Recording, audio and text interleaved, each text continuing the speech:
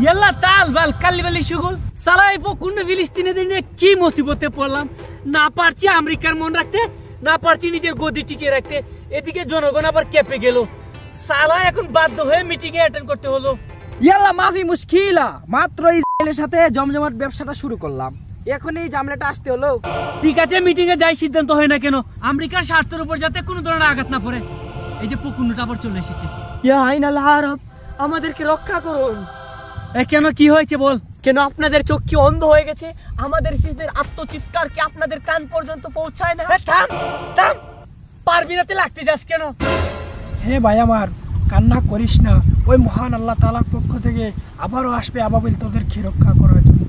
হে আরবের বাদশা, 200 কোটি মুসলমান থাকা সত্ত্বেও যদি 80 লক্ষ ইহুদিদেরকে ধ্বংস করার জন্য আল্লাহ তাআলার আবাবিলের অপেক্ষা করতে হয়, তাহলে মনে রাখবেন আল্লাহ তাআলার পক্ষ থেকে আবাবিল আসবে আপনাদের মতো কিছু নামদারি মুসলমানদেরকে ধ্বংস করার জন্য। এটা আমি কি করলাম? এখন যদি আমার দেশের জনগণ জানে তাহলে তো আমার গদি নিয়ে টান পড়ে যাবে। এ ভাই কিছু মনে করিস না, মাথাটা গরম হয়ে গেছিল। তোরা কিছু মনে করিস না, বিমান দিয়ে কিছু ত্রাণ সহায়তা তোদের এখানে পাঠাবো, আর নসিবে যা আছে তা হবে। আল্লাহ লেখুনি কখনো মিথ্যা হতে পারে না। চলে যাক, তাতে আমরা বিমান দিয়ে ভরপুর ত্রাণ সহায়তা পাঠাবো, কি বলেন?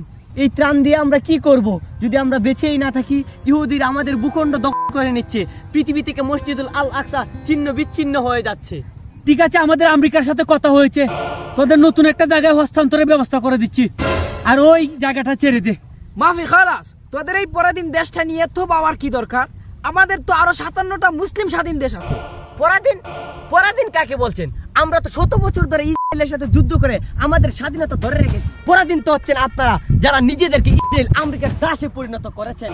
তাদের কথা ছাড়া আপনারা কিছুতেই করতে পারেন না। তাহলে আপনারা কি রূপে দাবি করতে পারেন আপনার একটি মুসলিম স্বাধীন দেশ? লা মুশকিল, খালি বললে শুগুল। আপনাদের কাছে সাহায্য চাওয়া তো আমাদের জন্য বৃথা। তাহলে মনে রাখবেন, দেখা হবে হাসরের ময়দানে। এদের কথা বাদ দেন, ওইগুলাতে এজন্যই তো কথা বেশি বলে দিকেই তো করে, বুঝেন না? এখন ব্যবসা বাণিজ্য নিয়ে আলোচনা করেন। মাফি মুশকিলা, আমরা তো ইতিমধ্যে সবকিছুই করে ফেলেছি। কিছু সিনেমা হল খুলে বসেছি, নর্তকীদের জন্য ডান্স কনসার্টও খুলে বসেছি, আর এখন শুধু পতিতালয়টা খোলার বাকি রয়েছে।